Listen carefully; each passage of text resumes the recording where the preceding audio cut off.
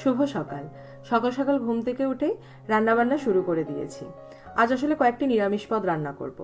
সবজি ডাল, আলু পোস্ত, বেগুন ভাজা। এই পোস্তটা আমি ইন্ডিয়ান শপ থেকে কিনে নিয়ে এসেছি।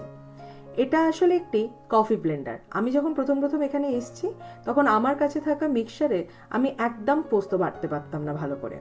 তখন আমার এক পরিচিত আমাকে এই কফি ব্লেন্ডারটা সাজেস্ট করেন।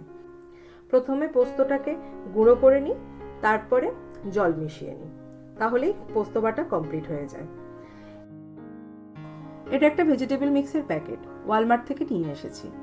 এতে গাজর, বিনস, ভুট্টা, কড়াইশুঁটি রয়েছে। এটা দিয়েই আজ সবজি ডাল বানাবো। প্রথমে আলু পোস্তটা বানাচ্ছি, তাই কড়াইটা গরম হয়ে যেতে অল্প একটু তেল দিয়ে কালো জিরে লঙ্কা ফোড়ন দিয়ে টমেটোটা দিয়ে দিলাম। টমেটোটা একটু গলে যেতে কেটে রাখা আলুগুলো দিলাম, দিয়ে একটু নেড়ে ছেড়ে নিয়ে ভাজা ভাজা হয়ে যেতে পোস্ত বাটাটা দিয়ে দিলাম।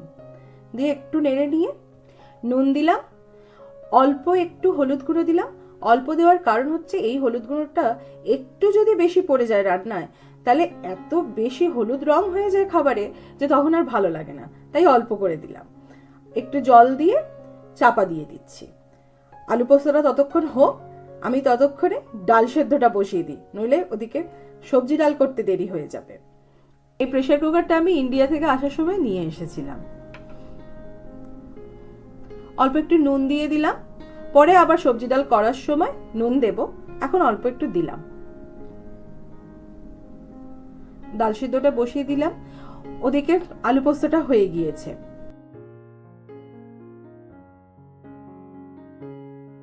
সবজি ডাল করার জন্য প্রথমে সবজিগুলোকে ভেজে নিচ্ছি, আর একদিকে ভাত বসিয়ে দিয়েছি। 4 বার্নার্স গ্যাস স্টোভের এই একটা সুবিধা, একসাথে অনেকগুলো রান্না করা যায়। সবজি ডালের জন্য প্রথমে তেল দিয়ে তাতে জিরে, শুকনো লঙ্কা ফোড়ন দিয়ে সেদ্ধ করা ডালটা দিয়ে দিলাম। এবার অল্প করে একটু জল দিয়ে তাতে হলুদ গুঁড়ো, নুন দিয়ে আঁচটা একটু বাড়িয়ে দিলাম। এদিকে ভাতটা হয়ে গিয়েছে, ভাতটা নামিয়ে নিই।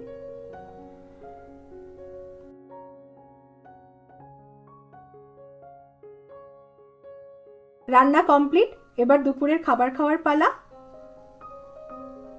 দুপুরের খাবার খাওয়ার শেষে একটু মিষ্টি মুখ। এই গোলাপ জামুনের প্যাকেটটা সেদিন আমার অ্যাপার্টমেন্টের খুব কাছে একটি ইন্ডিয়ান স্টোর থেকে নিয়ে এসেছিলাম। মাইক্রোওয়েভে 30 সেকেন্ডসের মতো একটু গরম করে নিলে একদম নরম তুলতুলে হয়ে যায়। হঠাৎ করে বিকেল থেকে স্নোফল শুরু হয়েছে, অনেক দিন পর আবার হচ্ছে।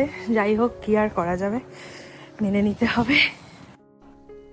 মেনে তো নিতেই হবে, মেনে না নেওয়া ছাড়া কোনো উপায় আছে বলুন? তবে স্নোফল দেখতে ভীষণ সুন্দর লাগে।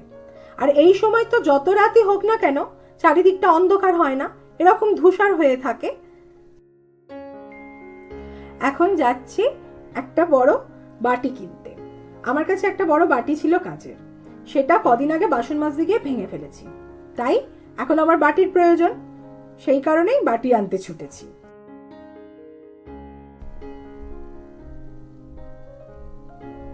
আদতে দেখতে এটা একটা জামা কাপড়ের স্টোর বলে মনে হলেও এটা শুধু জামা কাপড়ের স্টোর না। স্টোরের পিছন দিকে এরকম কাঠের বাসন, সেরামিকের বাসন, কাঁচের বাসন, সাথে কিছু স্টিলের বাসনও রয়েছে।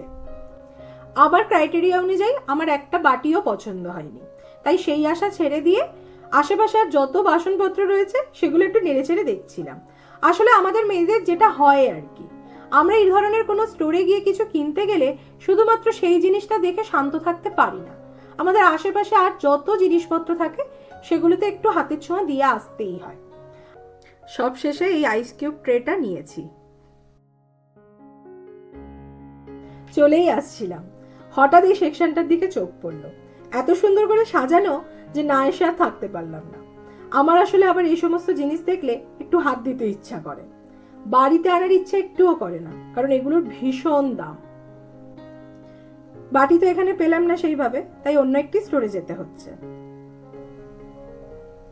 আপনাদের আমি আমার আগের ভিডিওতে বলেছিলাম না যে এই সময় এখানে প্রচন্ড স্নোফল হয়, আর সেই স্নোগুলোকে মেল্ট করতে সল্টের প্রয়োজন পড়ে।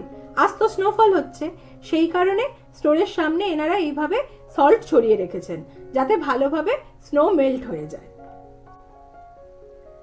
এখানেও অনেক বাটি দেখতে পাচ্ছি ঠিকই, কিন্তু বাটিগুলো বড্ড ছোট, ডাল বা ঝোল জাতীয় খাবার রাখার ক্ষেত্রে ব্যবহার করতে পারবো না। এই বাটিটাও বড্ডই ছোট। অবশেষে এই বাটিটা পছন্দ হয়েছে, এটাই নিচ্ছি। এটা একটা টাং ক্লিনারের প্যাকেট। একটাই প্যাকেটে দুটো টাং ক্লিনার আছে। কাল আসলে একটু গিজার্ড রান্না করার ইচ্ছা হয়েছে, সেই কারণে এখন মিট সেকশনে গিজার্ড আনতে যাচ্ছি।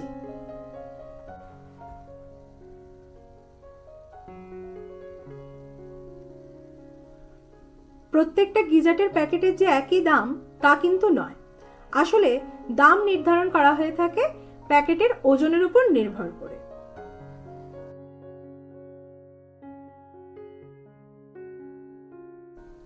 বিভিন্ন স্টোর ঘুরে বাজার করতে গিয়ে অনেকটা রাত হয়ে গিয়েছে। আজকে আবার রাতের রান্নাও করা নেই, বাড়ি ফিরে রাতের রান্না করতে হবে। তাই আর দেরি না করে চলুন বাড়ি ফিরি। আমার এই ভিডিওটা যদি ভালো লেগে থাকে তাহলে লাইক কমেন্ট করবেন, আর প্রবাসে আমার প্রত্যেকটা দিন আমি কেমন ভাবে কাটাচ্ছি সেই গল্প যদি শুনতে চান তাহলে আমার চ্যানেলটিকে সাবস্ক্রাইব করে নেবেন। আজকের মতো টাটা।